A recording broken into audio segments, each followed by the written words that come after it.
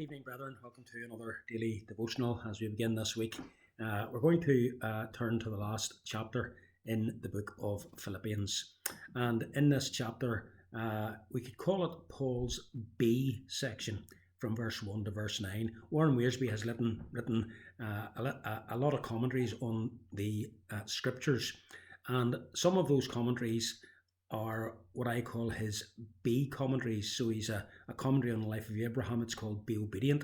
A commentary on the life of Joshua, Be Strong. A commentary on the letter to Galatians, Be Free. And a commentary on the book of Thessalonians, which he entitles Be Ready. Well, this section, chapter 4, verses 1 to 9, is Paul's B section, where he calls God's people to be various things.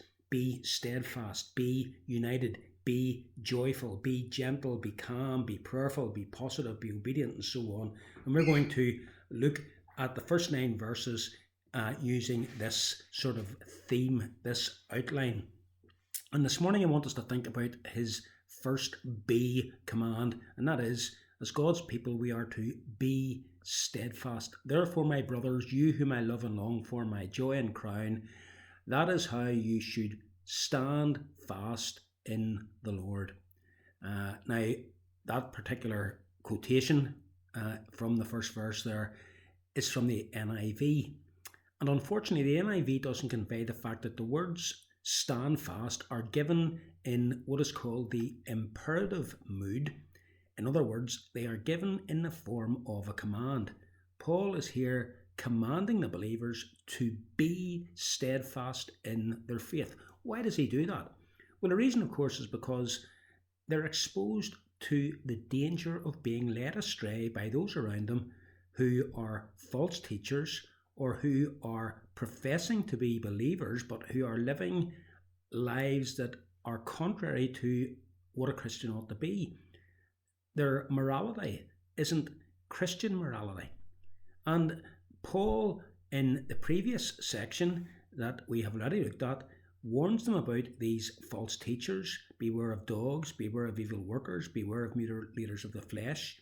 Those were those who were teaching doctrinal error, but also those who, with regards to moral living, were not living the way Christians should. And that was probably actually the greater danger for these Christians, people who professed to be followers of Jesus and yet who lived as they pleased, sinful, worldly people professing to be followers of Jesus. So the Christians in Philippi were under attack from these two fronts, doctrinally and morally, and because of that there was the danger that they would compromise. And Paul says, be steadfast, stand firm in the Lord. That word that he uses there for stand firm or steadfast is a military word. It's a word that was used of a soldier faithfully holding his position, staying at his assigned post and fighting with all his might to resist the attacks of the enemy. The therefore of verse 1 refers back to the immediate context, and the immediate context is Paul saying to them that you are citizens of heaven. Your citizenship is in heaven, and that should be your motive for standing firm. You don't live in this world. You live in the next. You're citizens of the world to come. And one day, your Saviour is going to come again from heaven, and he's going to take you to be with him, complete the work of redemption that he has begun in you. He's going to transform you into his likeness.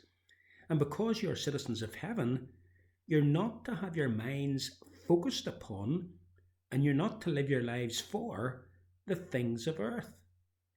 The sinful worldly standards by which unbelievers live and by which some professing believers live is not to be the standards by which you live.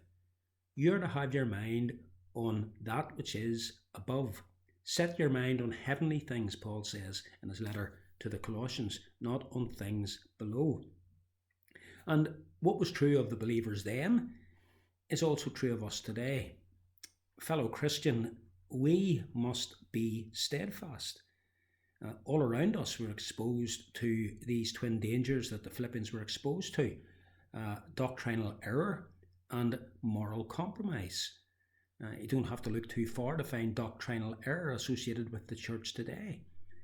You can see it in some of the pronouncements that clergymen make with regards to the authority of the Bible, with regards to miracles, with regards to the teaching particularly on blood atonement, which many today have no time for. And yet these are truths that are central to the Christian faith.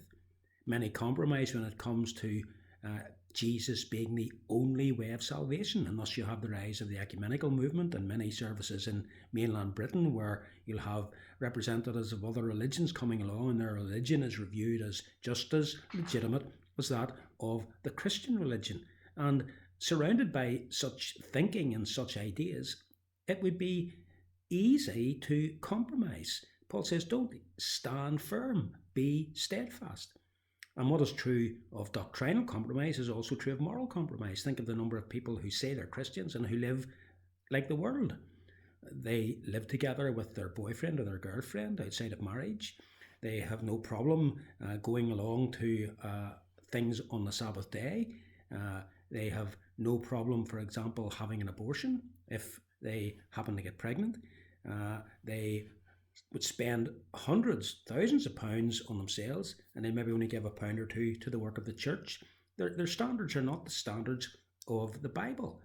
And the danger for us as Christians is that surrounded by such people and by such practices and by such beliefs, that we could compromise. Paul says, don't be steadfast. And that's what God is saying to us today as we go out into the week that lies ahead of us. No matter what happens, you as a Christian, be steadfast in what you believe and how you behave. May God help us to be steadfast. And God willing, we'll look at some of the other B's that we have in this section throughout this week. Have a great day.